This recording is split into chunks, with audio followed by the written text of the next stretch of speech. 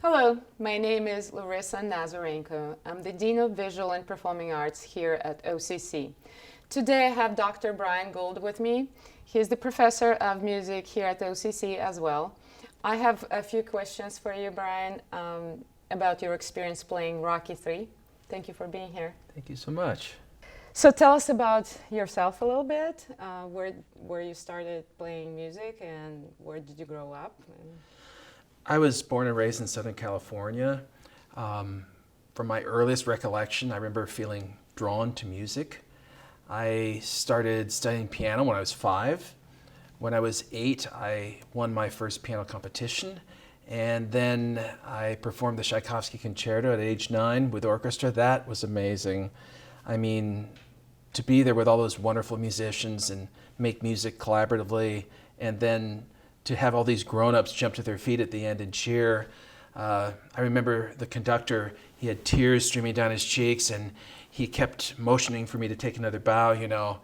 So after my final bow, I went backstage. My parents were there, and I said to them, this is it. This is it. This is what I want to do for the rest of my life. Great. So you started at early age, and after you played the Tchaikovsky, what was next? You know, through my teen years, I still did many concerts, but mostly in Southern California. When I was 16, I went to New York and performed. And about my 18th birthday, Larissa, I remember thinking, you know, I need to expand my horizons. I've lived in Los Angeles, Orange County, San Diego my whole life.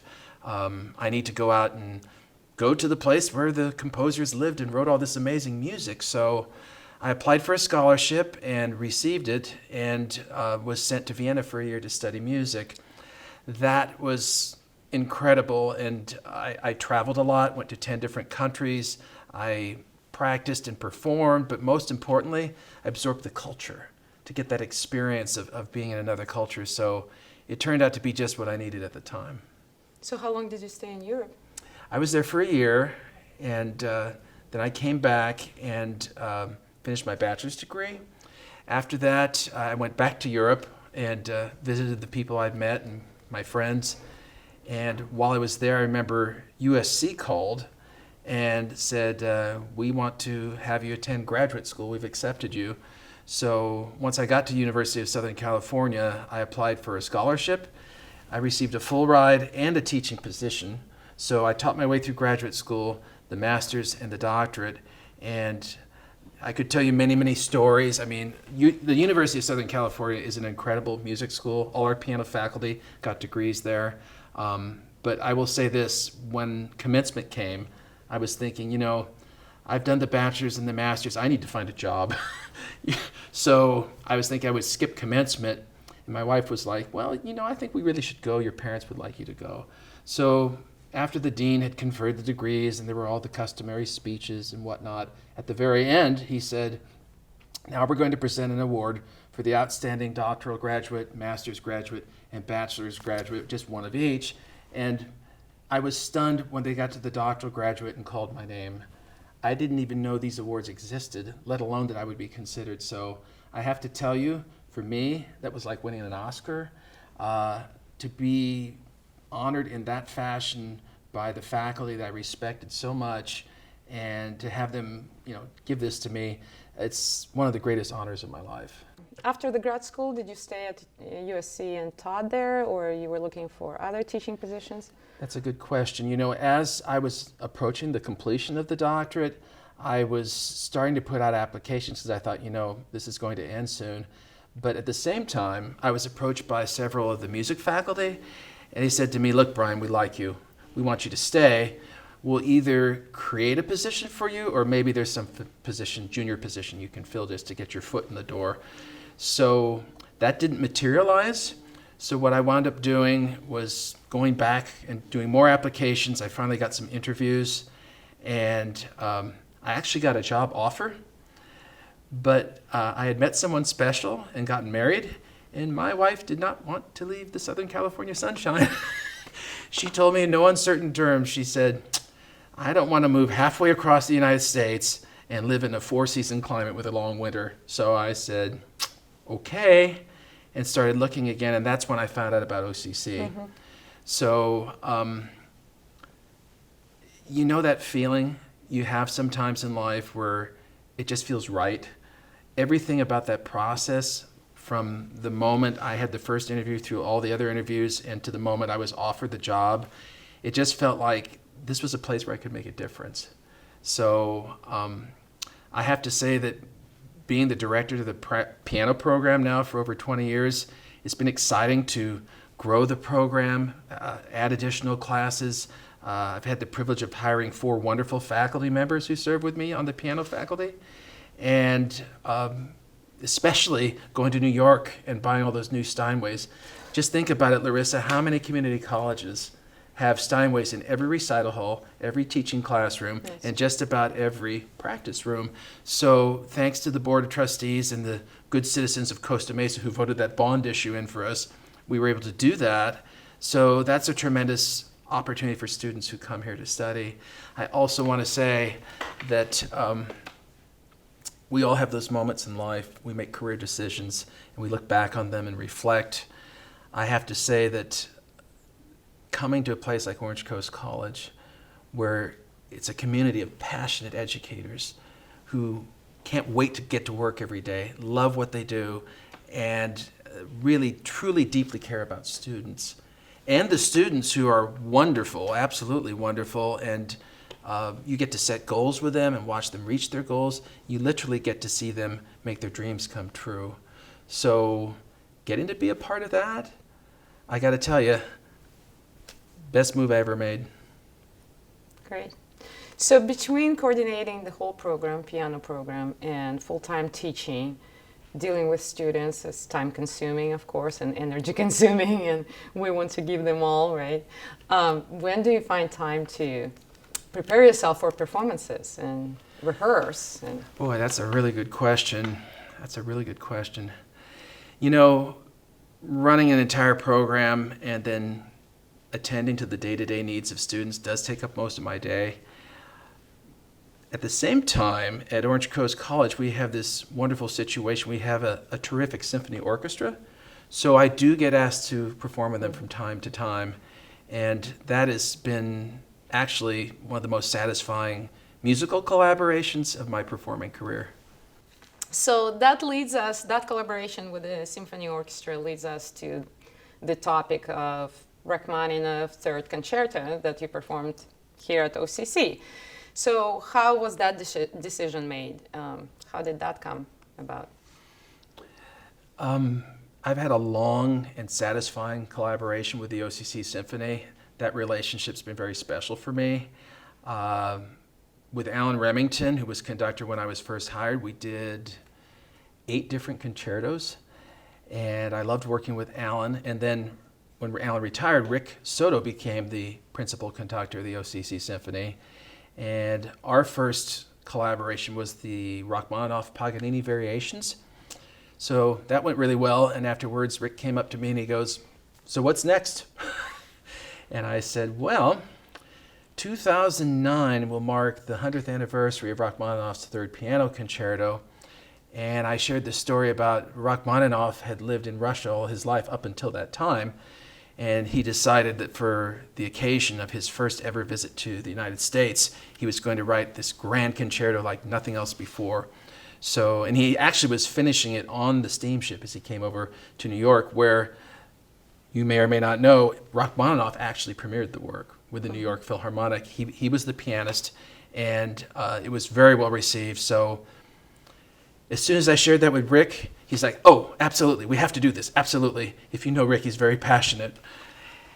And I said, "Well, buddy, think it over. You really want to think, because besides being colleagues, Rick and I are good friends. And I think if you're a friend of somebody, you have to have their back." I said, "You want to really look before you leave here, because this is the most difficult piano concerto ever written, not just for the pianist, but for the symphony too. It's tremendously difficult." And I said, "Why don't you go home and, sleep on it for a couple of nights, and we'll get together and talk it over." Not a chance. He's like, "Absolutely, I'm all in. We have to do this. I'm going to do it with you." And I said, "Okay, if you're that committed to the project, I will do it with you. Just realize that we're embarking on something that is harder than we've ever attempted, and it's going to take a lot of work, but that's sort of the story of how we took on the Herculean task of tackling the beast. So that was the story. Let's talk about your emotions. So how did it feel to know that you're going to be playing one of the hardest concertos there is? Were you scared? Were you afraid? Were you excited, perhaps? All of the above, and quite a few other emotions. I was feeling a lot of things. I think I approached the piece maybe from how an athlete would see it, that it's not a sprint, it's more like an ultra marathon, an extreme endurance test.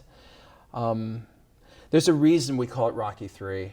It's because it is like a 15-round prize fight.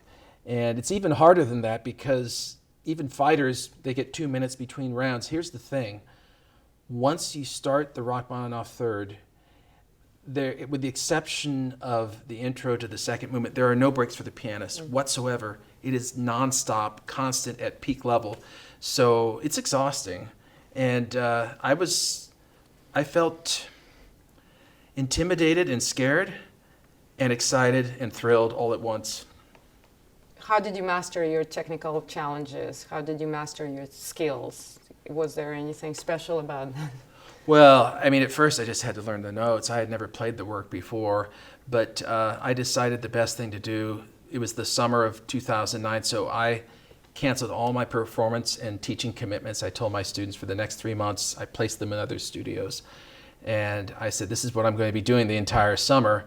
I was rehearsing in the OCC recital hall, but it wasn't the recital hall then. It had not been renovated, and that building was notorious for having the air conditioner fail. So most of that hot, and it was a very hot summer, the air conditioner didn't work, so I brought in 2 huge industrial blowers, pointed them directly at me, and I'm glad no one was filming because I was literally stripped to the waist, nothing but gym shorts and a stack of gym towels.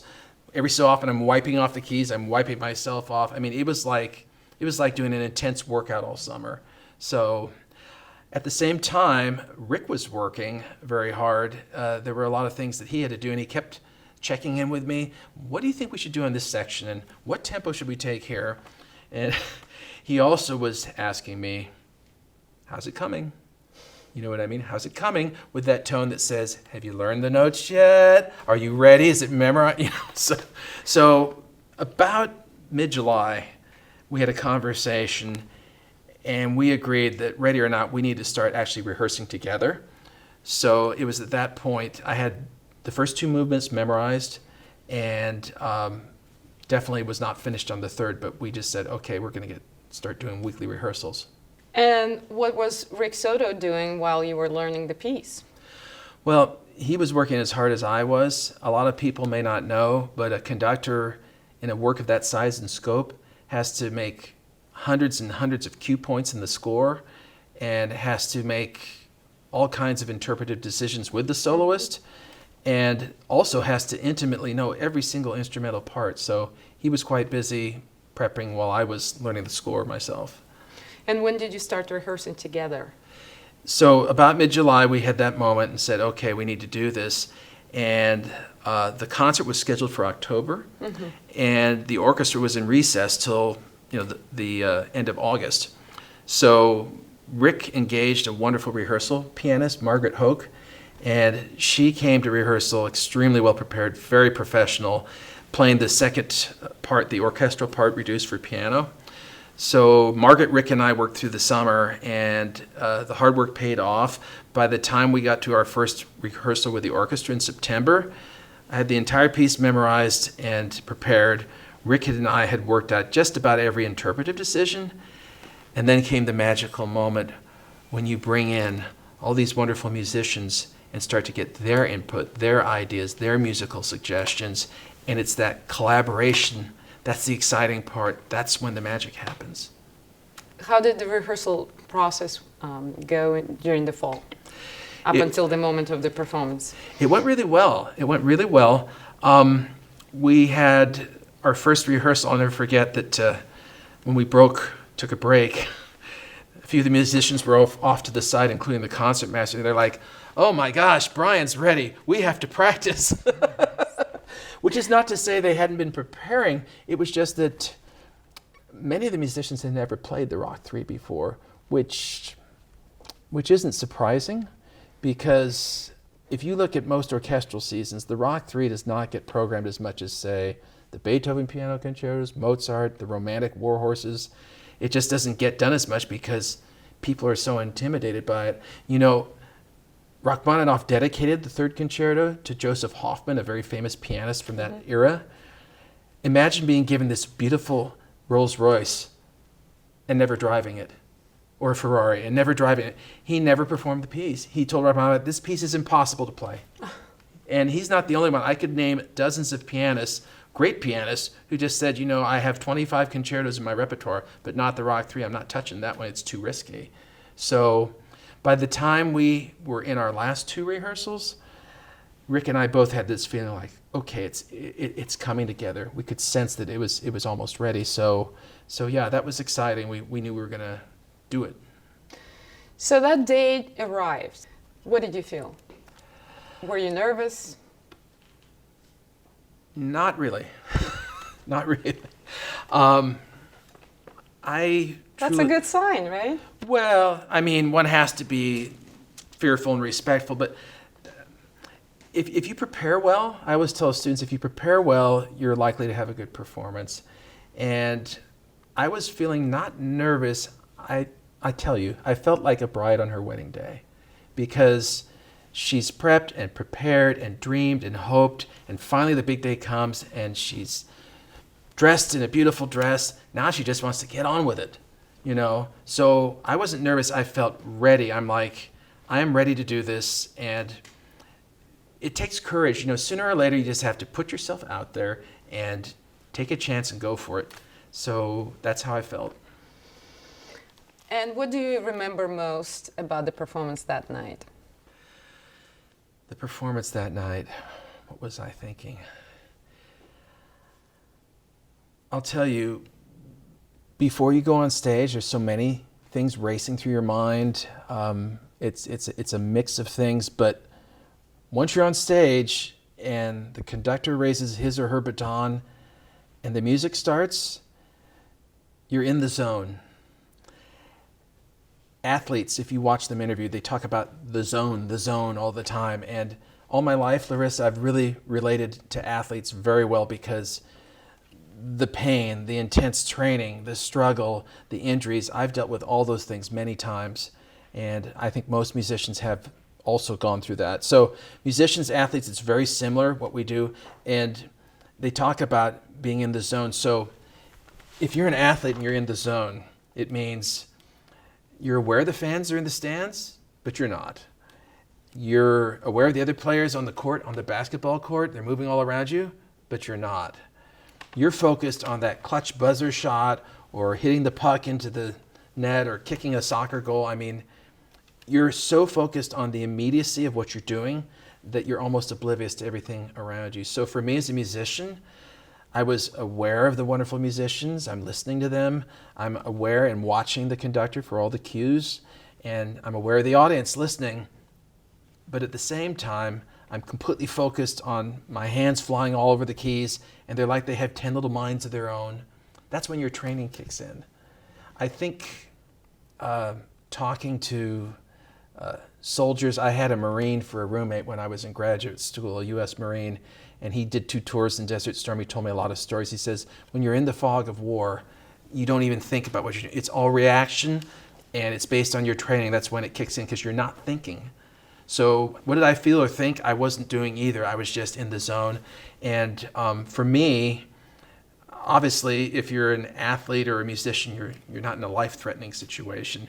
But it's very similar in other ways to what soldiers go through. So at the time, I'm completely in the zone of that moment and don't have time to think or feel or get nervous, if that makes sense. Absolutely. Yeah. It's funny that I'm getting in the zone too. Yeah.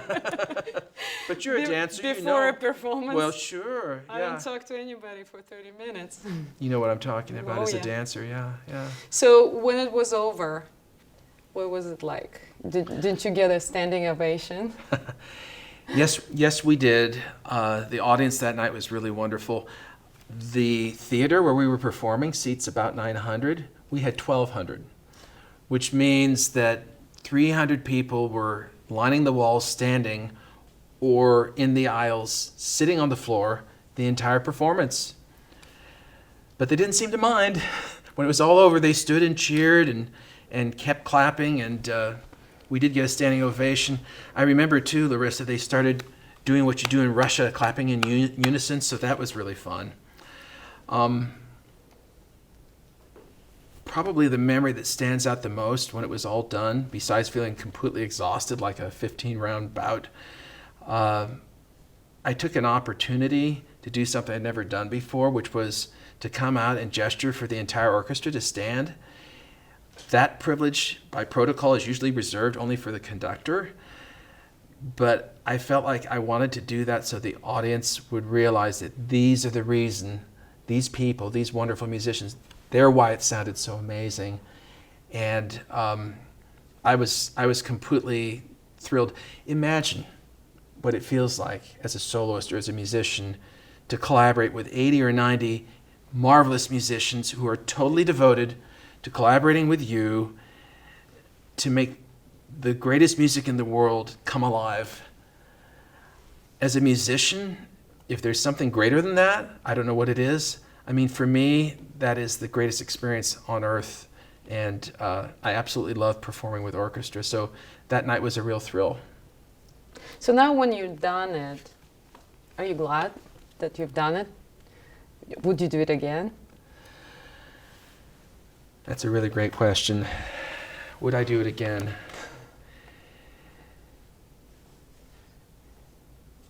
You know, I suppose for some people, once they've climbed Mount Everest or taken part in the Olympic Games, they figure, okay, I've had that summit experience. Now I can get back to my normal life and move on to the next thing in my life. With music, I think it's different, though. Once you have mastered something, it's yours forever. So with a little bit of time, a few weeks actually, I could blow the dust off Rock 3 and do it again if I chose to. So I guess the answer to your question is, would I do it again? If the right offer came along, I would put on the gloves and get back in the ring and go 15 rounds with Rocky 3 again. Great. That's an awesome story. Thank you for coming. Thank you for so sharing much. with us. Okay, my pleasure.